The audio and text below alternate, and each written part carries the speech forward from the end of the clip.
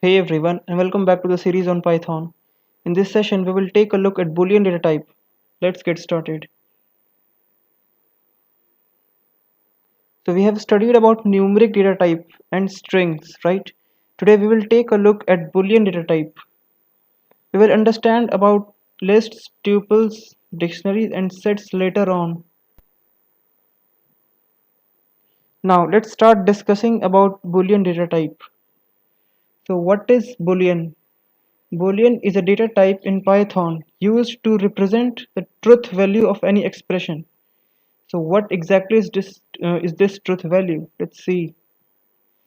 So truth value tells us the truthiness about any statement. So let's first of all consider any statement. Let's say 2 is equal to 2, right? This is a statement. So basically truth value tells us about the truthiness of any statement. So whether this statement is truth or not, basically whether this statement is true or false, that's what truth value tells us about. So Boolean is a data type that is used to represent the truth value of an expression. So basically Boolean tells us about the truth value of any statement in Python or any expression in Python. So for example, for this statement, let's say 2 is equal to 2. Obviously this is true, right? The truth value of this statement is true. And you can also take some other example. Let's say 3 is less than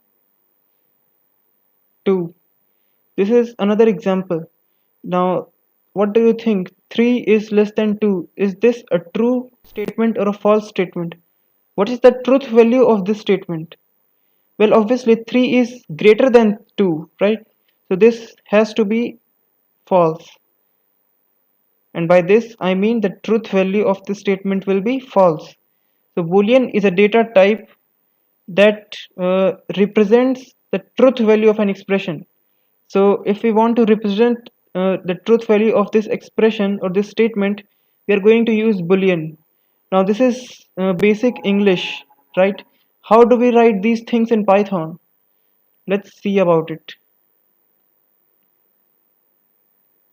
And also Boolean data type consists of only two values, true and then false, obviously because Boolean tells us about truth value, right? So it has got to uh, store true and false as its values. Unlike other data type like integer, which used to store infinite data values, like if we talk about integer, it has infinite amount of values. We can't even count 1 2 3 4 till infinity, and beyond negative infinity also. We can't just think about it. But for Boolean, there are only two values available, true and false. Now let's talk about relational operators. So uh, remember what I just told you. I told you how can we write these things like 3 is less than 2.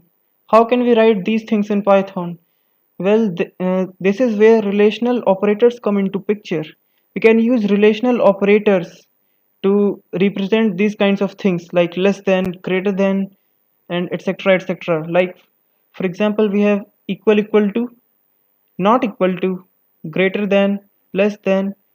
This is greater than or equal to, and this is less than or equal to. So let me just show you how to use these things in ideally. So we have this statement, right? 3 is less than 2. Let's try to write this statement in Python.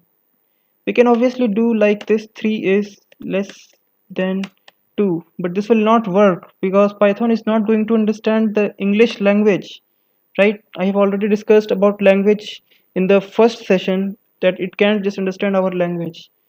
So we have to write it in the form of some code, right? That the Python language processor can understand. So here we are going to use a relational operator called less than. We have to find this less than operator. So here we have this less than operator with this symbol, which we generally also use in maths. So it's pretty simple. So we have to write 3 is less than 2. Let's say 3 less than operator and 2. So this is what we can basically say. And if we try to print this out on the screen, what do you think we are going to be getting? We got false because uh, this expression or this statement is actually nothing but false, right? 3 is not less than 2. The truth value of this statement is false. That's why we got false. And if we use relational operators, we are only going to be getting either true or false. There can't be any other value. Let me just show you. This time let's say print 2 equal to 2. We got true because 2 is equal to true 2, right? And again we can't use single equal to operator like this, because single equal to operator is used to make variables, right? This will give you an error. If you remember, we can make a variable like a is equal to 1 using this single equal to operator, which is also known as assignment operator. But here we are trying to check if these two values are equal or not. We are trying to check the truth value of these two values. So here we have to use the equal to operator and not the assignment operator.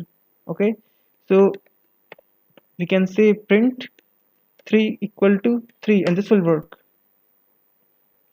Similarly, we can also do other things like I have showed you less than, you can understand greater than yourself. Now let me just show you greater than or equal to. So let's use variables this time. Let's say a is equal to 2 and b is equal to 3. Let's try b is greater than or equal to a. What do you think will happen? Well, the value of b is 3 and the value of a is 2.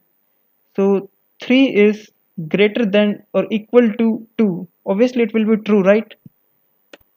Now, what if we do b is greater than a? This will also be true. Then what is the difference between these two things? Well, if you notice properly, there is an equal to sign over here. So this greater than or equal to operator checks if the first value or operand is greater than or equal to the second value or operand. But this greater than operator just checks if the first value is greater than the second value. It doesn't check if it's equal or not. This statement will be true even when the values of p and a will be equal. So let me just show you. Let's create another variable. Y is equal to 1 and z is equal to 1. Now let's try to use the same thing. Y is greater than equal to z. And see, we got true because obviously y is not greater than z, but it was equal to z. That's why we got true. So I hope I'm clear. The same thing goes with less than or equal to operator. Now let's talk about not equal to operator. So first let's create a variable abc is equal to, let's say, 23. Now what happens when I try to compare it with equal to like this, right? First of all, understand the differences between these two statements. In the first statement, we are assigning the value 23 in a variable called abc. We are just making a variable here. But in the second statement, we are checking if the value of abc is equal to 23 or not. Let's see what we get. We got true. It's because abc is equal to 23, right? We have just made a variable here. So it has got to be equal to 23. But now, let's try something. What if I try to do this? What if I try to do ABC is not equal to 23? This is the not equal to operator. See, this is it. exclamation sign and then an equal to sign. So we got false. Now how does that work? Basically the not equal to operator is the opposite of equal to operator. It is saying ABC is equal to, so ABC is not equal to 23. This is a statement like this. Let me just write it over here. ABC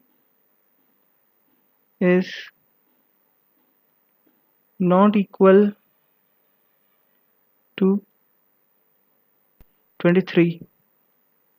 So this is what we have written over in this line. So this is just the opposite of 23. That's why we got false. This says ABC is not equal to 23. But obviously ABC is equal to 23, right? Because we have assigned that value of 23 to ABC. And we also checked ABC is equal to 23 or not. And we got true. So obviously we are going to be getting false when we will check the opposite of it. So I hope this is clear to you. And if you have any confusion, you can just drop a comment below. And you are going to be understanding this thing more in the next session, on which I will be talking about conditional statements. You will understand what exactly is the use of this thing, right? Because right now this doesn't seem much sensible to use. Where can we use these things like ABC is equal to 23, ABC is not equal to 23, and false true? How can we actually use in our program? We will see in the next session, on which we will talk about conditional statements. So this is it for this session on Boolean data types. I hope this was helpful to you.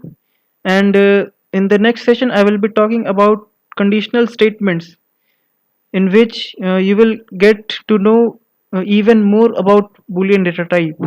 So I hope this was helpful to you, and I'll see you next time. Goodbye.